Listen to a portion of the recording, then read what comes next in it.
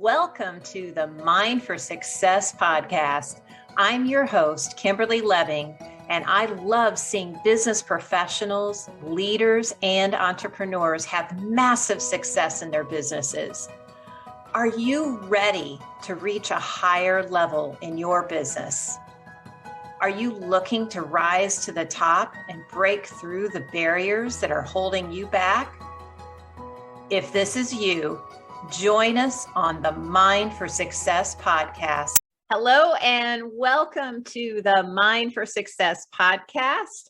I'm Kimberly Lebbing, your host, and today I am super excited to introduce to you my guest, Edwin Carrion. He became an entrepreneur at the age of 14, really, really young. After serving in the United States Marines, he served for 20 years as a chief executive officer, chief financial officer, president, and vice president of several significant privately owned companies. He's done a lot, as you'll hear in our interview today. He's managed operations of startups from development, design, organization, legal, financial, marketing, capital financing, and strategic negotiations with clients and vendor partners. So welcome, Edwin, to our podcast. Thank you. Thank you. Good morning, good afternoon, good evening to everybody listening. And thank you for having me here. Thank you for listening to me. I'm going to make sure that I deliver a lot of value and a lot of golden nuggets so you can succeed in business and in life. Awesome. That's what we love to hear. So I'd like to start with telling us, so you're an entrepreneur at 14. I'd love to hear the backstory on that and how you got started. Well, at 14 years old, I was living in an apartment building with my mom. I was raised by a single mother. And one of the things that I liked was I would like to help my mom and not be a burden to her. So I've had to figure out what is it that I need to do to make my own money so I could buy the things that I want. So I kind of an idea came to me, is what can I do as a 14-year-old that it's easy, that I don't have to apply for a job, that I could just start on my own. So I figured it out, and it was car washing. So I looked at the amount of windows and doors that the building had. I'm like, there's a bunch of cars in the parking lot. If I'm able to wash all these cars for, let's say, $5 to $10 each, I'm going to have all this money. So I'm going to be able to buy a beeper. If you don't know what a beeper is, it's a little square thing that used to go beep, beep, beep when somebody needed to contact you before the cell phones existed, right? So pretty much that's how I started in entrepreneurship. As a car wash, I had my own business. I got more cars than I could handle on my own. And I had to have my business partner, best friend at the time, washing the cars while I kept doing the sales. And I realized I was really good at sales. So we started hiring more people to wash cars. And that's when I found out about delegating. I'm like, I don't need to wash cars. I don't like to do the dirty work. So let me just, be on the sales side and make everybody else do the dirty work that I don't want to do, which is washing the cars. And we all make money together. So it was a fun experience. It was a fun little business startup. It didn't grow to anything else, but for that time being, to get the things that I wanted to, it was perfect. What a valuable lesson. And I have to say, just for myself working with business owners, entrepreneurs, there are a lot of people that don't really learn that lesson or aren't able to let go of things or understand the value of having other people do the stuff. Yes. So and then they create a job for themselves. I'm sure you know this too with what you're going to talk about today. So that's really valuable. So I love this. So I wanted to ask, so this sounds a little bit random, but I know there's a story behind it. What's your favorite movie about business? My favorite movie about business, I personally like The Wolf of Wall Street. I think it's a very funny movie, but if you really take all the craziness out and you focus on the business part, you realize that you're able to start something from nothing. And if you become very good at it and you create a niche at it and you make that people become part of your family, part of your circle, because that's what he did in the movie, right? He became, all the people that worked for him became like his family and became part of his circle. They were all happy to be there. But then again, of course, the money came in because he motivated them every single day and letting them know, hey, this is what we got to do today. We got to take care of this as a family, as a group, as a team. And it was what everybody talks about today, the culture. The culture was there, and he created an amazing culture. And it's not about what he sold, it's about the culture that he created. And when he created that culture with all the people that work for him, everybody was super excited to go above and beyond what they needed to do in order to help him succeed. So that's why The Wolf of Wall Street is one of my favorite movies. I love it. I love it. So now I'm curious, is there a second favorite? The other one I like, the one is the Jerry Maguire one. What's the name of the movie at this moment? I can't remember. Oh, I didn't. Yeah, I know which one you're talking about it because it's the Show Me the Money. That's the one, right? Okay. So that's the other one that I like. Awesome. Yeah, those are great analogies for business. And I know that probably a lot of people have seen that movie, but seeing it from that light and how much he focused in what he created is really a good value. So curious about your 9-to-5, the ultimate 9-to-5 escape plan. So you talked about this. We talked about it a little bit prior too. Yes. So it just to back up a little bit, tell our listeners what your business is. Like what is it that you do now? Because we did not touch on that.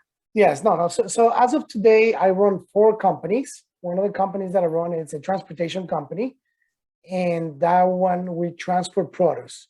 We were named into the Inc. 5000 last year, so super proud of that, being one of the 5,000 fastest growing companies in the United States. Number 2, I own a real estate development company. So I build high-end luxury homes, mansions, and low-end multifamily projects. And those projects, that business is what creates my wealth. I call that my wealth creation vehicle. My transportation company, I call that my cash flow business because that's the company that gives me my constant cash flow, my constant money to spend on a daily basis. And then I have an investment fund where we invest into the Forex market, and that's called my passive income business because that one creates passive income for myself and for everybody that has money with me, invest money with me, and use our system, our proprietary algorithm that we created. So we have those 3 things. But the last one that I do, it's the mentoring and business consulting. So I love teaching people, how I became successful. I love teaching people scaling their business. And I love teaching people how to become real estate developers. And one thing that I do very differently than any other mentor out there or any other coach out there is that at the end, when they finish my program on real estate development, I invest my own money with them because there's nothing more satisfying for a student that the teacher believes in their success. And the only way that we could prove that I believe in their success is by investing my own money with them. That's amazing. So, and I'm assuming that is part of your ultimate 9-to-5 escape plan. So did you just tell us that, or can you go into that a little more? So part of the ultimate 9-to-5 escape plan is how do we get out of the 9-to-5 if we want to be entrepreneurs? Because entrepreneurship is not for everyone, right? And having a 9-to-5 is one of the best things you could ever have in your life, especially if you're doing what you love. But if you're looking to go into entrepreneurship and becoming a business owner, how do you get out of the 9-to-5? So one of the things that I always suggest everybody is if you have been at a job long enough, 5, 10, 15 years, you have acquired a lot of skills in the same business that you're in. So instead of going out there and trying to figure out something fresh from scratch, why don't you use that knowledge and that experience that you have and start creating a parallel to that, an offset to that. So eventually you could start your own business into whatever you're working on, or you could become a consultant into a facet or a small phase of that business. So just to give you an example, if you work at McDonald's for 10 years, you know how to flip burgers, you know how to create French fries, you know customer service, you could start your own little restaurant or your own little coffee shop where you sell burgers and coffee, right? Or you could become a consultant to a small coffee shop and teach people how a big corporation, a big franchise like McDonald's runs, and you could help them implement those systems and processes into place to a small business owner. So like that, they could continue growing their business. Mm. And the latter part of that doesn't take as much money to start up. So No. right. So that's an amazing, really an amazing thought process for people to realize, because I think sometimes people don't realize the gifts and the experiences that they have. No, they don't. And they give that for granted. They really don't value the amount of knowledge and experience that they have. Yeah. And they just kind of, don't believe in themselves. And that's one of the things that, the next thing comes out into having a good mindset, having the right mindset. Yeah, absolutely. I know even for myself, it was a business coach that pointed out to me, and I know that's what you do, but a business coach that pointed out to me all the experience that I had building up to the point where I am, even now. And it's just really, I think it's helpful to have somebody point those things out for you, because sometimes it's hard. Yes. And I like what you said right now, a business coach. And that's why I always believed into having mentors, having business coaches, having people in your life that are going to help you succeed. A lot of times we don't value that enough. And that's why we don't succeed as much as we want to. But the moment that we start valuing that, it's okay to spend this amount of money on a business coach, because the one thing that they might give us, it might be 1,000 things that they give us, but there's one thing that is going to change the life on our life, and the way that our life changes dramatically because of that one thing that they give us. Oh, absolutely. Yeah. I'm a big advocate of, doing what I do, honestly. And that investment, it's an investment in your success and an investment into your business. And It speeds everything up, which is the best part. It speeds things up. It cuts the learning curve in half. It helps you make a lot less mistakes. But the other thing, like you said, at the beginning, we think about it, and depends on our financial mindset at the moment, to spend $5,000 on a business mentor, it might be a lot, but those $5,000 is going to bring you $50,000 worth of returns. And it comes to the point that now I'm spending over $200,000 a year in business mentors and coaches in order to get to where I want to. And I realized that, those $200,000 are peanuts compared to the amount of value that I get and the amount of connections that I get just because of that. Absolutely. Yeah. I couldn't agree with you more. So I'd love to hear a little bit more, because I know you talk to clients, some of your clients, about this, picking and mastering your niche. So how do you help people with that, or what's involved in that? Yes, picking and mastering a niche. I love this one, because one thing that I realized throughout my 20 plus years in business is that you don't want to be the small fish on the ocean, right? You want to be the large fish on a small pond. So that's pretty much what I mean by picking a niche. You have to pick a niche in your business. So let's talk about the car washing business. The car washing business is a massive business, but once you pick a niche and you focus in one thing and you become really good at that, you're going to be the master for that. And with little time, you're going to be able to grow and to ask for whatever you want, because they know that you are the go-to guy for that one niche. So just to give you an example, because I mentioned the car washing business, on the car washing business, you could be the guy that only washes F-150 trucks. You become an expert of that truck, because you're going to know that truck in and out and every detail and every milk of it.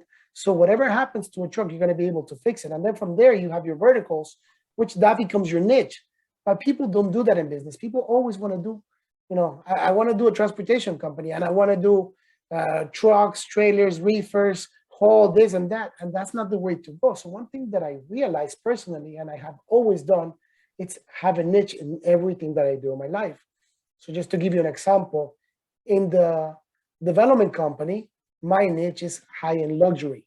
So I only build mansions, 5,000 square feet and up, and I focus on the high-end market. And that's my niche.